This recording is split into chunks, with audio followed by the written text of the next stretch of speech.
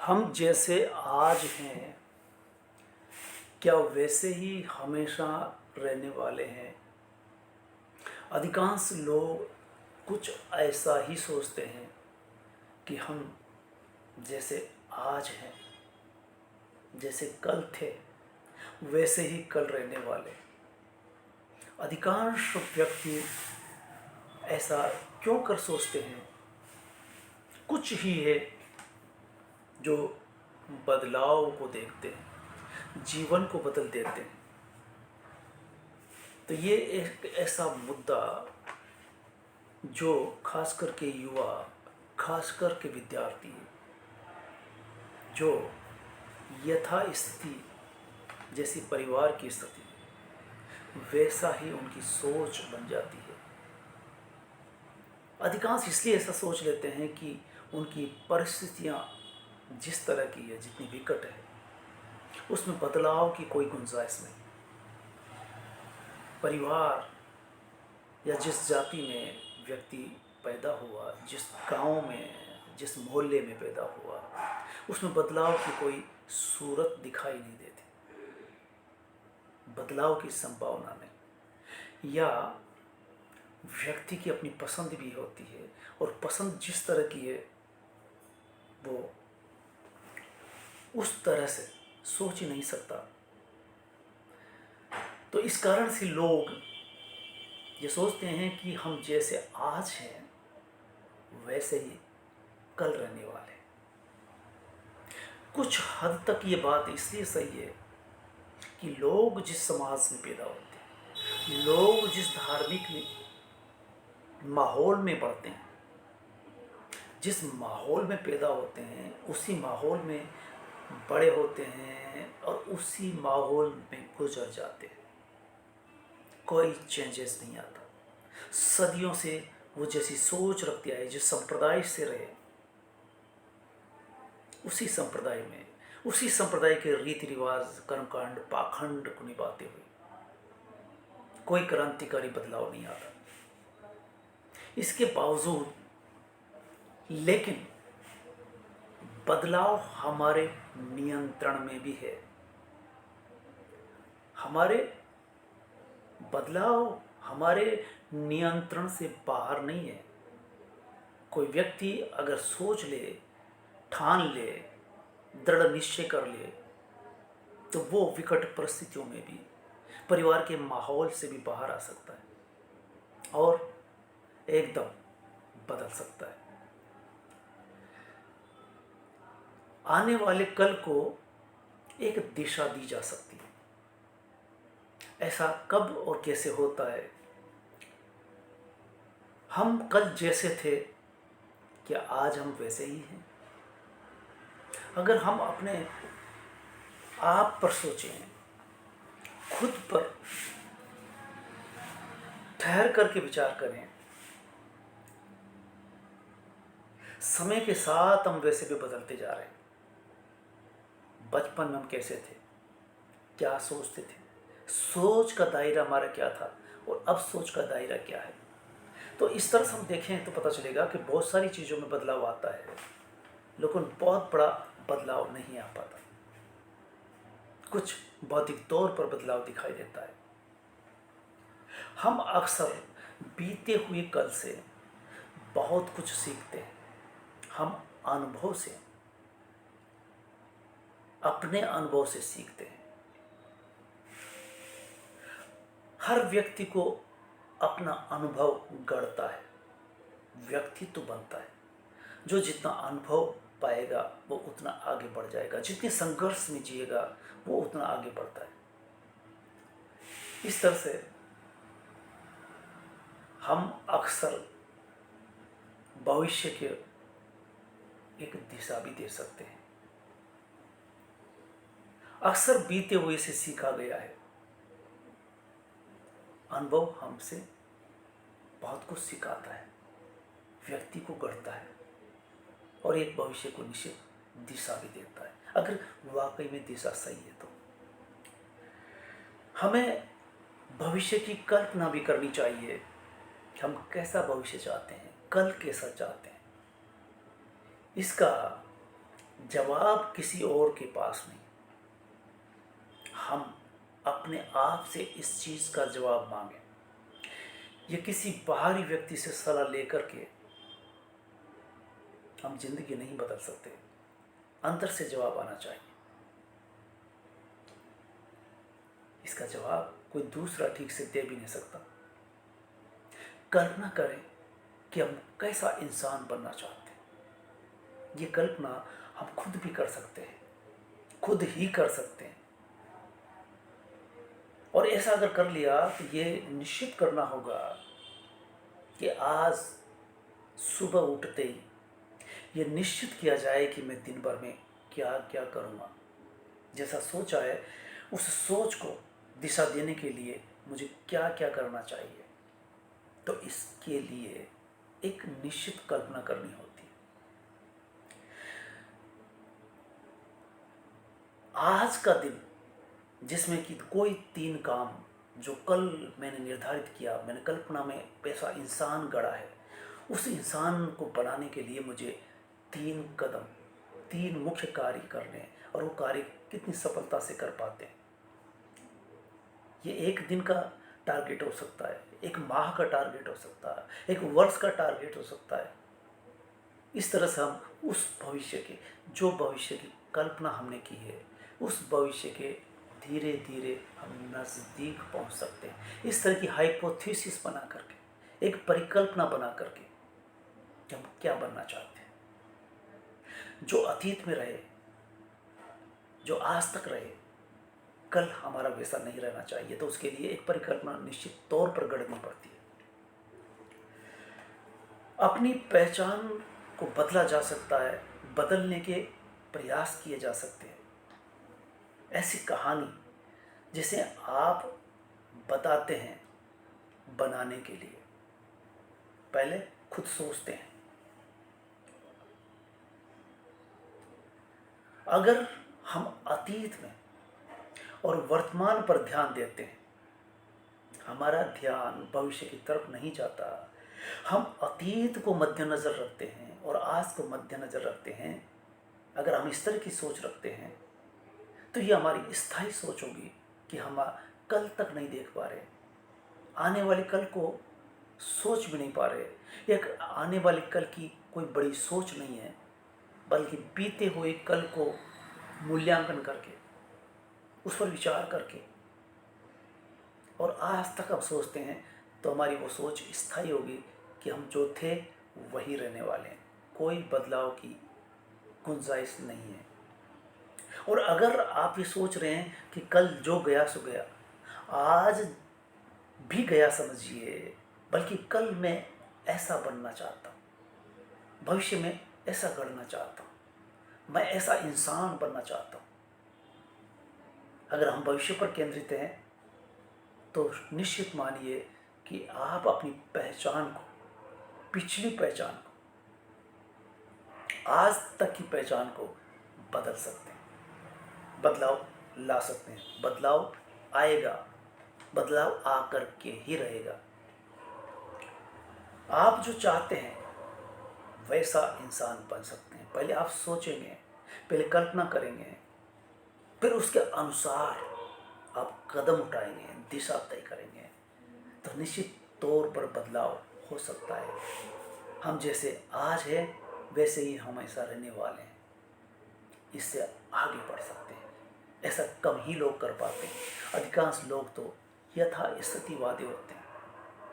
बदलाव नहीं हो सकता, बदलाव की कोई गुंजाइश ही नहीं है। अपने भविष्य को साझा करें अपने यार दोस्तों से, मिलने वालों से, कि आपने जो सोचा है, आपने जो परिकल्पना की है, आपने बेहतर इंसान बनने की सोची है, तो उसका हाइपोथेसिस आप मिलने वालों के सामने रखिए। इससे क्या होगा? इससे सबसे बड़ी बात ये है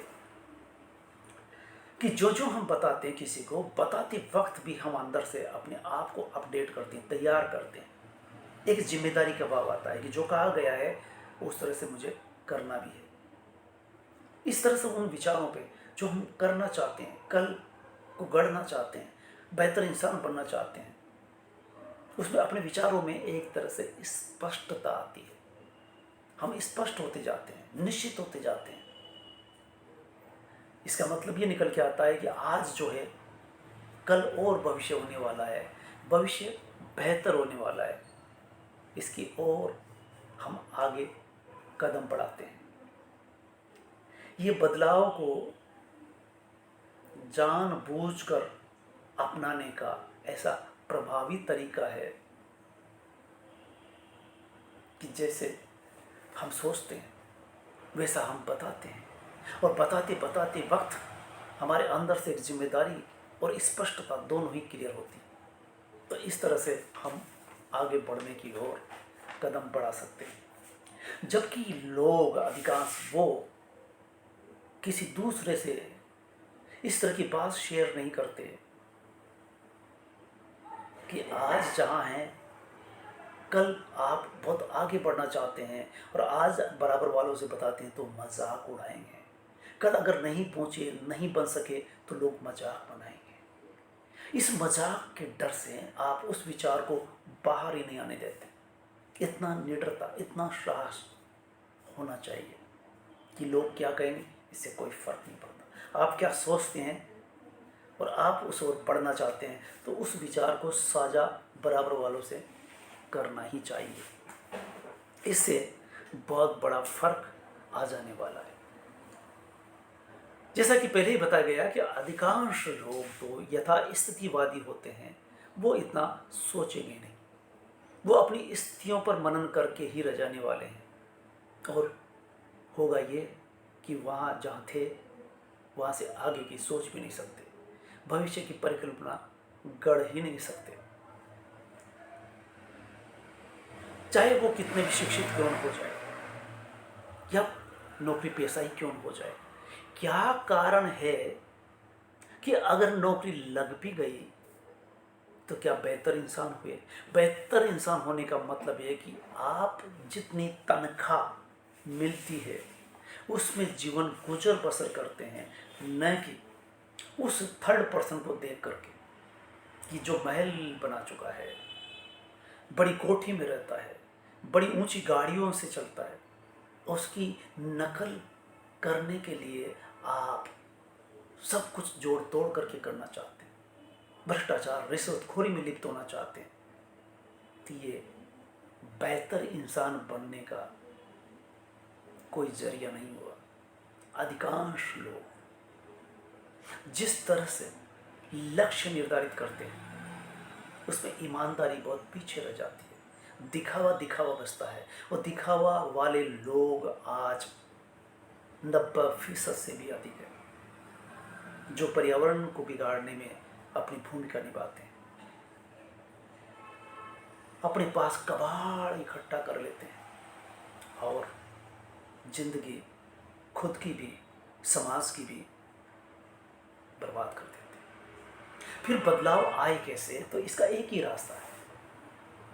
यहाँ पर बहुत सारे संप्रदाय, सारे संप्रदाय कर्मकांड, पाखंड कर्मकांड के अलावा पाठ पूजा इन सब से लिप्त करते हुए, तीर्थ यात्राएं करते हुए क्या हम बेहतर इंसान बन सकते हैं? बेहतर इंसान बनने के लिए बहुत सारे रास्ते आपको मिलेंगे, बहुत सारे लोग बताएंगे, लेकिन बहुत ही बेहतर, बुद्ध का नाम आपने सुना होगा। बुद्ध ने आज से 2500 साल पहले जो रास्ता चुना था, वो रास्ता आज भी उस रास्ते पर चला जा सकता है। कुछ लोग इस रास्ते पर चलने भी लगे हैं। इस रास्ते पर चलने के लिए प्रशिक्षण भी दिया जा रहा है, लेकिन लोगों को पता ही नहीं है। लोगों को इसलिए भी पता नहीं है क्योंकि इस जगह का, विपश्यना केंद्रों का पता सार्वजनिक नहीं होता, प्रचार प्रसार नहीं होता, विज्ञापन नहीं आता। जो व्यक्ति वहाँ जा चुका है वही लौट करके कुछ हद तक बताता है। और जिस समाज में आप रह रहे हैं, जिस संप्रदाय में आप रह रहे हैं, जिन कर्मकांडों में आप लिप्त हैं, उन बातों को सुन करके आपको लगता है कि ये काम मेरे अनुकूल तो नहीं है, ये तो बुद्ध धर्म का रास्ता है, जबकि वहाँ जाने के बाद पता चलता है कि धर्म जिसे कहते हैं, शुद्ध धर्म जिसे कहते हैं, वो किसी संप्रदाय में बंध करके नहीं रहता।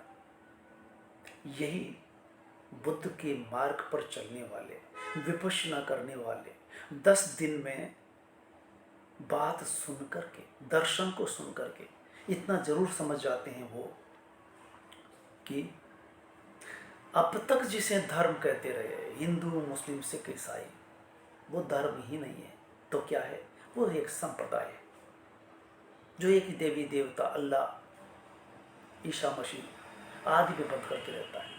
जबकि बुद्ध के मार्ग पर आप खुद अंदर झांकते हैं। आप अगर सांस ले रहे हैं तो सांस देखते देखते, सांस पर अभ्यास करते करते, सांस पर ध्यान करते करते आप अपने मन को बदलता हुआ पाते हैं। और इस तरह की प्रक्रिया आपको कोई भी संप्रदाय, हिंदू या मुसलमान नमाज अदा करेगा, मस्जिद में जाएगा, हिंदू मंदिर में जाएगा, पाठ पूजा करेगा, लेकिन मन कैसे बदलेगा? मन, आप एक तरफ पाप करोगे और गंगा में स्नान करोगे, फिर वापस आकर के दुकान पर वही दिया पाँचा करोगे, फिर वापस कुंभ में स्नान करोगे। ये प्रक्रिया अनंत काल तक चलती रहेगी। मन कैसे बदलेगा? मन नहीं बदल सकता इन कर्म कांडों से। काकर पात्र जोड़ के मस्जिद ले बनाए, ताचड़ मुल्ला भाग दे, क्या बहरा हुआ खुदाए। कबीर पूरी तरह से लताड़ चुके। और हिंदुओं को भी सीधे सीधे कि पातर पूजे हरि मिले तो मैं पूजूं पहाड़। तुम छोटे से पत्थर को लेकर के उसे पूजने लगते हो। अगर छोटे से पत्थर के पूजने से तुम्हें कुछ मिल सकता है तो मैं तो पूरे पहाड़ को पूजने के लिए जाने के लिए तैयार। तो कहने का मतलब ये है कि दोनों ही धर्मावलंबी दिखावा कर रहे हैं, भोंपू लगा करके ऊंची आवाज में, और ये इधर कीर्तन पाठ पूजा करने वाले ये सारे सारे संप्रदाय धर्म की बात करते हैं। नहीं, ये सिर्फ दिखावा करते हैं। ये कब समझ में आएगा? जब हम अगर एक बार विपश्यना केंद्र से लौट करके आ जाए, जिसमें किसी भी संप्रदाय का व्यक्ति हो, वहाँ कोई रोक टोक नहीं, कोई फीस नहीं। आप किसी मठ में जाते हैं, किसी मंदिर में जाते हैं, तो वहाँ आपको वीआईपी दर्शन करवाते हैं पैसों से, यानी पैसे के बल पे ही सब कुछ चलता है। मंदिर में जाएंगे चढ़ावा देंगे, मस्जिद में जाएंगे चढ़ावा देंगे, नहीं देंगे तो पुजारी मुल्ला नाराज हो जाएगा। लेकिन इधर विपश्यना में जाने पर पता चलता है कि आप खाली हाथ जाइए, खाली हाथ लौट आइए, आपको पूरी शिक्षा दीक्षा दी जाती है। और वो अभ्यास जो करते करते आप अपने मन, अंतर मन तक झांक लेते हैं और बदलाव का एहसास आप खुद करते हैं। बदलाव कैसे होगा? तो आपको भविष्य तय करना है, एक परिकल्पना बनानी है। तो परिकल्पना भी कैसे बनाएंगे? तो चलिए, अगर ये वीडियो सिर्फ इतना बताता कि आप बेहतर भविष्य कैसे बनाएं, तो आपने कैरियर चुन लिया, आपने नौकरी ले ली, बस आप बेहतर इंसान बन गए। जी नहीं, आप बहुत बड़े व्यापारी हो सकते हैं, आप बहुत बड़े नौकरी पेशा हो सकते हैं, लेकिन आप सब कुछ उल्टा पुल्टा कर रहे हैं। बेहतर इंसान होने के लिए बड़ी नौकरी, बड़े व्यापार की जरूरत नहीं। ईमानदारी, कर्तव्यपरायणता, आप जो भी करें स्वच्छ भाव से करें। ये सब विपश्यना में सहजता से बताया जाता है। और हम अगर किसी विपश्य से बात करेंगे तो वो सहज ये बात बताएगा इस रास्ते के बारे में। इसमें किसी भी जाति धर्म का व्यक्ति क्यों नहीं। गरीब अमीर का भी मतलब नहीं है कि वहाँ गरीब जाएगा कि अमीर जाएगा, क्योंकि दोनों के लिए रास्ता बराबर खुला हुआ है। दोनों समान रूप से रहेंगे, दोनों समान रूप से बैठेंगे, दोनों समान रूप से साधना करेंगे। अमीर गरीब या ऊंच नीच वहाँ कुछ नहीं। तो इस तरह से कहने का मतलब ये कि आप पहले तय करें कि आप अपना भविष्य कैसा चाहते हैं, कैसा इंसान बनना चाहते हैं। तो इंसान बनने की नज़ीर हर धर्म देता है।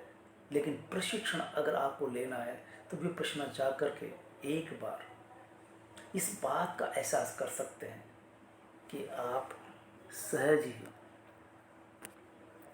विपश्यना करके बेहतर इंसान बनने की ओर अग्रसर हो सकते हैं। जय हिंद। आज इतना ही।